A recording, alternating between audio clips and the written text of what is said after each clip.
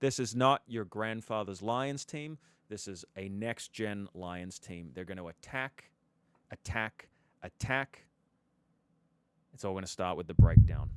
What is going on, you guys? It's a huge day in international rugby. No matter what country you're from, the British and Irish Lions squad, it's been announced. The top line is that this man, the Englishman, Maro Itoje, is the captain of the squad as named by Mr. Farrell, the coach. Normally the Irish coach. And I'm going to offer a few insights onto how the Aussies could potentially beat a squad as good as this. We're going to start with the forwards.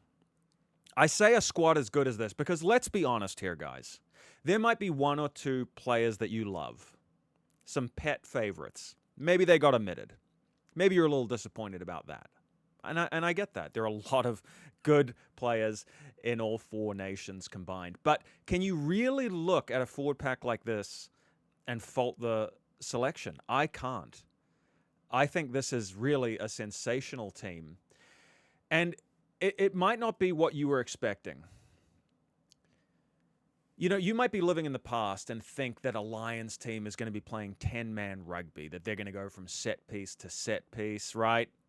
They're going to kick the ball a lot. They're going to play territory. They're just going to squeeze the life out of you. The squad here doesn't make me feel that the set piece is being prioritized. And what I look at is the back row. No real line-out jumpers in there. Sure, a few guys you could throw up in a line-out, they might win some pill, but not loose forwards that specialize in being that extra option. Farrell has not gone for height. He has gone for mobility. I'm looking at Ben Earl from England, that destructive number 8. I'm looking at Tom Curry. His brother Ben Curry couldn't get in. I thought he might. He's played so well in concert with his brother. You wondered if you might be seeing brothers in the Lions. But one Curry is still better than none, I say. Obviously, Josh van der Flier from Ireland. So there is a sense here of going hell for leather and targeting the breakdown. But it isn't just in the loose forwards. This is across the entire pack. Take a look at the front row. Luke Cowan-Dickie from England, okay?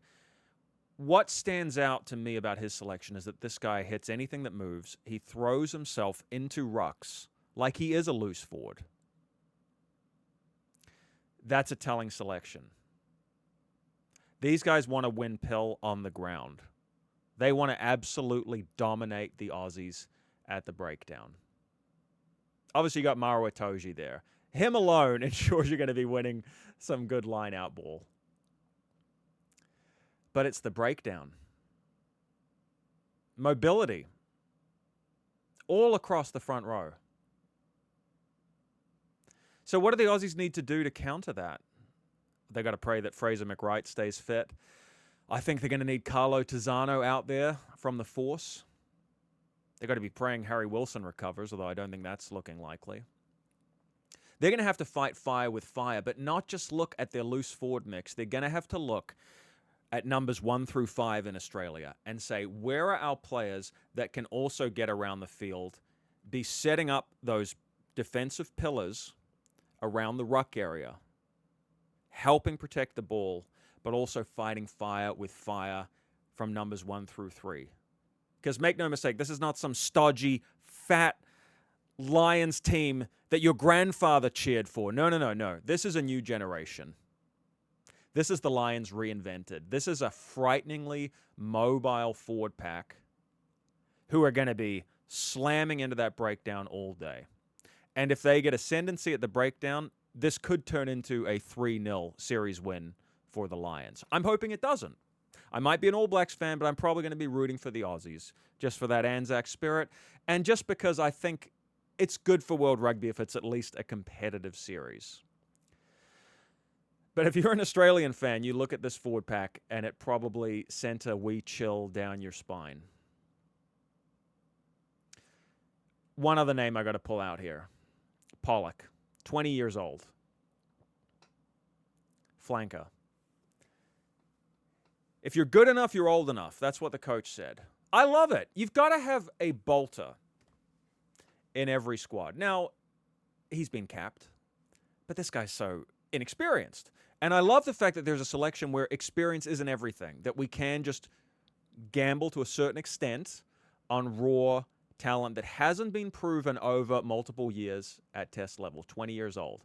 How did he get in here? Probably his performance against Leinster, European Cup semi-final. If that's not test match intensity, it's close. He stood up. He stood up. So he may have just played his way into that famous red jersey, and I love that for him. I think he's one of the feel-good stories of this entire squad. Let's take a look at the backs, and I'm going to walk you through some of the trends that I'm seeing here and what the Aussies are going to have to do to counterpunch. What jumps out immediately? It's this. You have the coach of Ireland coaching for the Lions right now. And what has been the big debate amongst Irish fans since Johnny Sexton retired after Rugby World Cup 2023? Who's the number 10 to guide us through the post-Sexton era? Is it Prendergast? Is it Jack Crowley? That's always the debate raging in Ireland. Who's your number 10? Who's your guy? Who's your boy that you think should be running the show? Well, then that debate kind of spilled over to, okay, if one of them is going to make the Lions squad, who's it going to be? Prendergast? Crowley? Neither. They're not in here. Owen Farrell's not in here either. Instead, the coach has plumped for attacking 5/8s. The best overall 10s in that competition, the Six Nations, in my opinion. He's taken the Irish blinders off. Finn Smith, Marcus Smith. Englishmen, great choices. Now, Marcus Smith, he kind of got tagged a little bit with that, we'll call it like Carlos Spencer syndrome a little bit. And I say this as like the world's biggest fan ever of King Carlos. I worship at the altar of King Carlos Spencer. But if you're an All Blacks fan, and even if you're not, you'll remember that there were many who vociferously felt, well, Andrew Mertens is the guy because he can run the game better. Yes, Carlos Spencer might have the no-look passes. He might have the banana kicks. He might have the knee kicks. How does he go when the pack is going backwards? Can he just settle things down with a tactical kicking game? Is he Mr. Reliable? Those are the same kind of questions I heard about Marcus Smith for years, and it reminded me of Carlos. Because clearly this guy is flashy, he's fast, he's got a step, he does things on the rugby field that are pretty magical.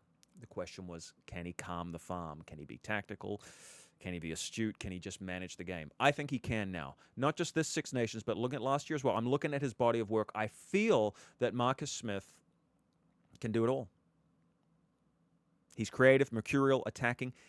He also knows how to play some percentage rugby. That's the new maturity in his game. If he hadn't grown in that way, he's not in this Lions squad. I don't care how good you are on attack or how you can conjure something from nothing. He's added dimensions to his game.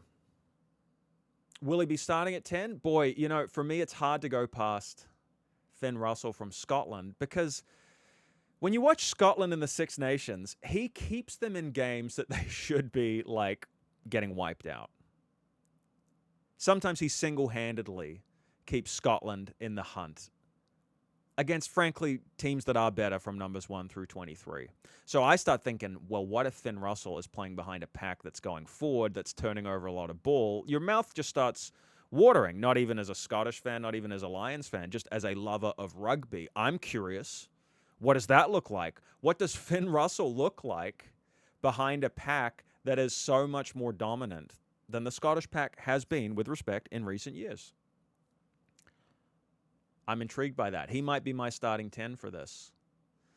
Alex Mitchell, as a halfback, he's really played his way in with just terrific form. Obviously, Jamison Gibson-Park, who had a big, nasty shiner on his eye when they showed the pictures of the squad. It got an audible wince from the crowd when his picture went up. Geez, I guess halfbacks, maybe they're not a protected species after all. He got absolutely clobbered in the eye, my God. But yeah, one of those boys will be out there. I think Jamison Gibson Park will be probably the starting 9. You probably have Alex Mitchell coming off the bench. And then just options for days in the back 3. Bundy Aki, I think you're probably going to see starting at 12. He's that wrecking ball. He can straighten the line. He gives you that go-forward ball, especially if things aren't going well. He gives you that crash ball, just reset, get going again. But I told you that I'd talk about trends that I'm seeing here. I'm thinking there's going to be a lot of kicking from the back 3. Smart kicking. You got Elliot Daly in the mix, who's a very good left-footed kicker, can carve off a lot of meters there.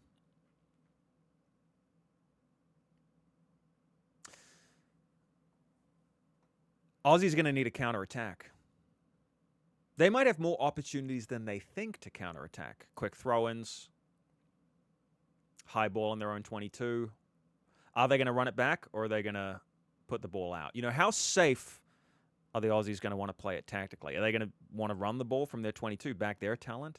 Laniki Tau, Joseph Suali'i, Harry Potter maybe, Tom Wright,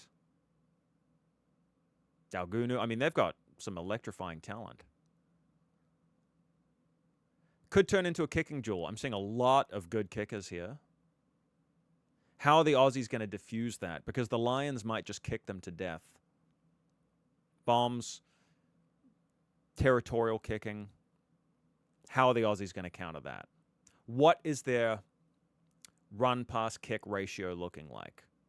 And who's their number 10? I mean, Lola Sio's the most experienced guy running around. Ben Donaldson's been playing pretty good for the Force. But are any Aussie 10s as good as these guys named here? I'm not sure about that. So, guys, to summarize it, mouth-watering squad, loving what I'm seeing here.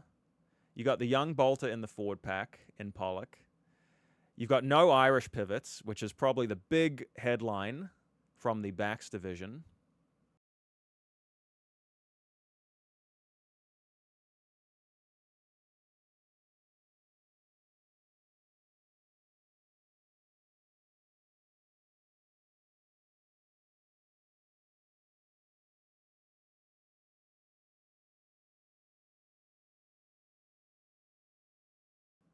And you have an exciting intent to attack as signaled by the selection of Marcus Smith, who I think will play a pivotal role in this. Like I said, guys, this is not your grandfather's Lions team. This is a next-gen Lions team. They're going to attack, attack, attack. It's all going to start with the breakdown. It's all going to go through the breakdown. They've pulled resources away from the set piece to focus on the breakdown with the selection of their forward pack. So, guys, drop a comment below. Do you think the Aussies can beat this squad? What's it going to be? 3-0? 2-1? Who's going to take it? I want to read your comments. I'll be back with another one real soon. Take it easy, guys. Bye for now.